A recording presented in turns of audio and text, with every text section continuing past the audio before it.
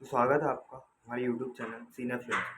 इस पे हम बात करेंगे मूवीज़ के बारे में और उनसे हम क्या क्या मार्केटिंग की स्ट्रेटेजीज और बिजनेस के लेसन सीख सकते हैं। तो चलिए स्टार्ट करते हैं हमारे इस वीडियो।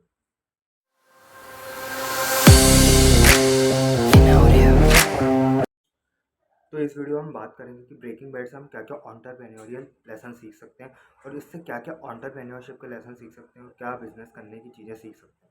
कई लोगों को लग रहा होगा ब्रेकिंग बैड से हम क्या सीखेंगे, तो क्राइम ड्रामा है, पर इसमें बहुत ज़्यादा एंटरप्रेन्योरशिप के लेसन है, बहुत ज़्यादा बिजनेस करने के लेसन है, जिसको हम अपने लाइफ में अप्लाई कर सकते हैं और बहुत अच्छा कुछ कर भी सकते हैं चीज़ें से। तो चलिए शुरू करते हैं। आज देखते हैं वेब सीरीज़ देखने के क्या फ़ायदे होते हैं, असल असल में क्या फ़ायदे होते हैं वेब सीरीज़ देखने। तो ज़िंदगी में जब कुछ नहीं होता है, जब तो या तो फिर इंसान टूट जाता है या ब्रेक थ्रू करता है। तो वॉल्टर वाइट के साथ भी ऐसा ही होता है।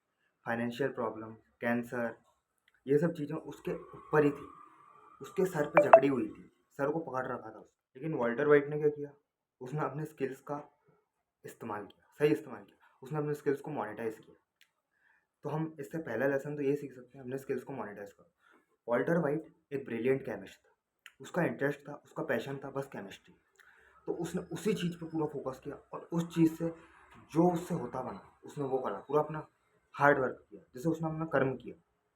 और उसके बाद क्या, उसने उस चीज़ से बहुत ज़्यादा पैसा कमाया और उसको हाई क्वालिटी का मैथ बना दिया और उसने ऐसा बेचा कि उससे उसने मार्केट को डोमिनेट किया। तो वॉल्टर वाइट या हाइजनबर्ग से हम पहला लेसन यही सीख सकते हैं कि अपने स्किल्स को मोनेटाइज करो, जो हमारा पैशन है उसको मोनेटाइज करो। जैसे कई लोगों का पैशन हो सकता है कोडिंग, कई लोगों का पैशन हो सकता है पब्लिक स्पीकिंग। तो हम उसको मोनेटाइज कैसे करें, उससे पैसा कैसे कमाएं, वो भी सोचो। केवल करते ही मत रहो, क्योंकि पैसा भी बहुत इंपॉर्टेंट है। ब्रेकिंग बैड से हमको यही सीखने को मिलता है कि अपने जो पैशन जो रहता है इंसान का, वो पैशन से भी अपने पैसा कैसे कमा सकते हैं, उससे भी कैसे अपने आप को अमीर बना सकता है पैशन का काम करके। उसने एक केमिस्ट होने के नाते उसने ऐसा मैथ बनाया कि जो लोगों को एकदम एडिक्ट होगा उसके। तो ये चीज़ हम ब्रेकिंग बैड से सीख सकते हैं, मोनेटाइज योर स्किल्स। तो जो दूसरा लेसन हम ब्रेकिंग बैड से सीख सकते हैं वो है find your Nisha market. Find your Nisha market जैसे अब हम इसमें देखते हैं कि वॉल्टर वाइट एक ही प्रोडक्ट है focus, math.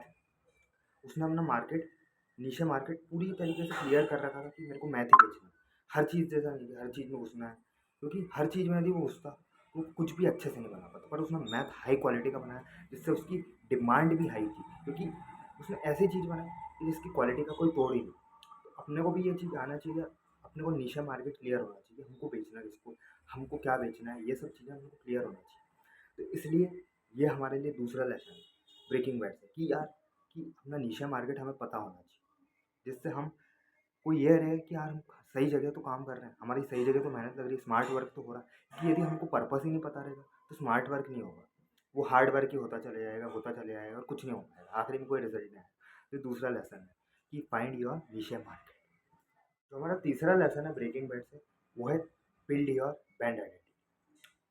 Build your brand identity क्यों, क्योंकि हमने देखा था वॉल्टर वाइट से हेजनबर्ग बनने का सफ़र, कि वो वॉल्टर वाइट से हेजनबर्ग बनने तक उसका ऑरा कितना बढ़ जाता है। जब वो हेजनबर्ग बन जाता है तो उससे लोग डरते हैं, उसके नाम से डरते हैं। उसकी एक ऐसी इमेज रहती है कि यार ये हेजनबर्ग बनता है तो इसने क्वालिटी का ही काम किया होगा, और डर भी रहता है कि टॉप पे है इसके गेम में। तो इसे अपने को इससे ये चीज़ सीखना चाहिए कि बिल्ड योर ब्रांड आइडेंटिटी। हमको भी ऐसा ब्रांड बनाना चाहिए जिससे लोगों को लगे अरे इस ब्रांड ने करा काम तो क्वालिटी करेगा। आज एप्पल को हम इतना क्यों प्रेफर करते हैं बाकी मोबाइलों से ऊपर, क्योंकि उसका नाम क्वालिटी से जुड़ा है, उसकी ब्रांड आइडेंटिटी क्वालिटी। आज नाइकी के शूज़ इतने क्यों बिकते हैं, क्योंकि वो एक माइंडसेट बेच रहा है, प्रोडक्ट नहीं माइंडसेट बेच रहा है, जस्ट टू इट का। तो यही चीज़ हमको भी बनानी है, यदि हमको कुछ करना है, हमारे ब्रांड को लोगों तक पहुँचाना है, तो उसका एक ऑरा होना चाहिए। हम चौथा एंटरप्रेन्योरियल लेसन ब्रेकिंग बैड से सीख सकते हैं वो है कैलकुलेटेड रिस्क।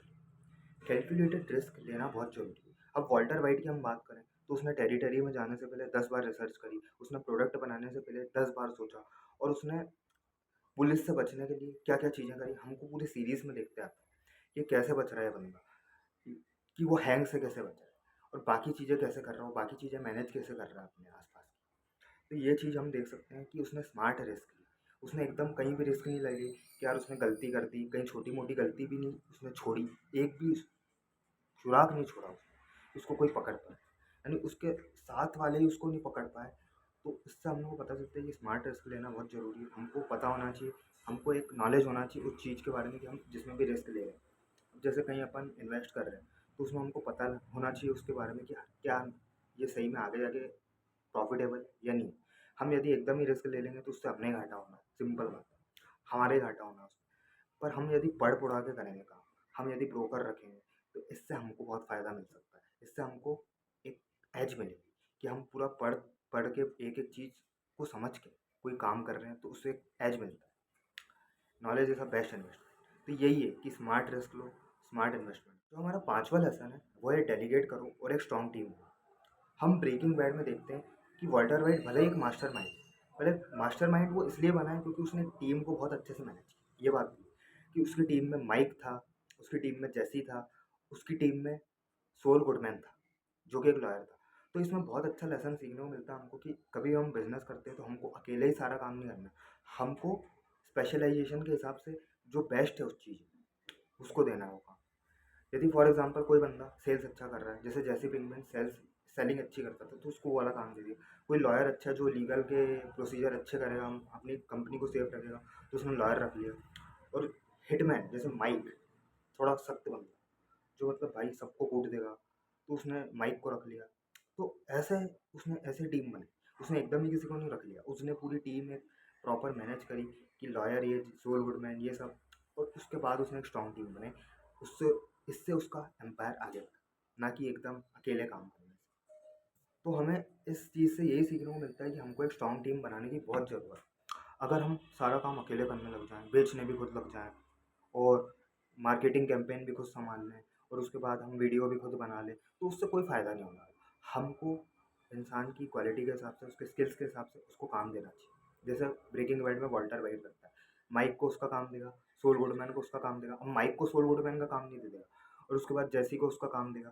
तो ये सब जो काम रहते हैं अपने को इंसान की क्वालिटी या स्किल्स के हिसाब से देना चाहिए। तो इससे अपनी टीम स्ट्रॉन्ग बनती है और बिजनेस आगे बढ़ता है मेरे हिसाब से। तो ये चीज़ हम ब्रेकिंग बैड से सीख सकते हैं कि यार अपने को कोई भी काम करना है, वो एक स्ट्रॉन्ग टीम को एक स्ट्रॉन्ग पर्पस देके ही पूरा हो सकता है, अकेले नहीं। तो जो हमारा 5वां लेसन है ब्रेकिंग बैड से, वो है या तो फिर अडाप्ट करो या ख़त्म हो जाओ। ये इंपॉर्टेंट लेसन है क्योंकि इसमें हमको सिखाया जाता है कि हमको चेंज के हिसाब से बदलना पड़ता है। अब वॉल्टर वाइट ने क्या करा, वो एक जैसे ही चलाता नहीं गया। कभी गुस्टावो फ्रिंग आ गया, फिर उसके चक्कर में कुछ हो गया, लफड़ा हो गया, पार्टनरशिप करनी पड़ी। फिर ऐसे कर करके ही उसने अपना बिजनेस बढ़ाया। एकदम वो जाके अकेले ही नहीं सब में चालू हो गया, या उसने अकेले ही वो चेंज नहीं हुआ। तो यदि वो चेंज नहीं होता तो क्या पता वो जिंदा ही नहीं होता। और वो चेंज होता गया सिचुएशन के हिसाब से, अपने आप को बदलता गया। और इसी चक्कर में उसने आखिरी तक अपना नाम बनाया, हेज़नबर्ग का नाम उसने कायम रखा, आखिरी तक अपना दबदबा कायम रखा। तो इससे हम लोग को ये चीज़ सीखने को मिलती है कि यार अपने को चेंज के हिसाब से बदलना पड़ता है। आज कोई चीज़ चल रही, कल नहीं चलेगी। हमको टेक्नोलॉजी या चेंजेस के हिसाब से अपने आप को अडॉप्ट करना पड़ेगा। तो ये चीज़ बहुत इंपॉर्टेंट है बिज़नेस के हिसाब से। एज़ अ एंटरप्रेन्योर ये चीज़ बहुत इंपॉर्टेंट है कि हम एक जैसा माइंडसेट नहीं रखें, अलग-अलग चीज़ों को पे ज़्यादा फोकस करें। जो आ रही है अपने को उसमें फोकस करना है, ट्रेंड्स पे फोकस करना है, क्या बदल रहा है हमारे निशा में, ये सब पता होना चाहिए। तो यही जो हैं लेसन्स, ये 5-6 लेसन्स हैं, 6 लेसन्स, यही 6 लेसन्स हमने ब्रेकिंग बैड से सीखे और इससे हमें पता लगा कि क्या चीज़ें करनी चाहिए एक बिज़नेस में और क्या चीज़ें नहीं करनी चाहिए।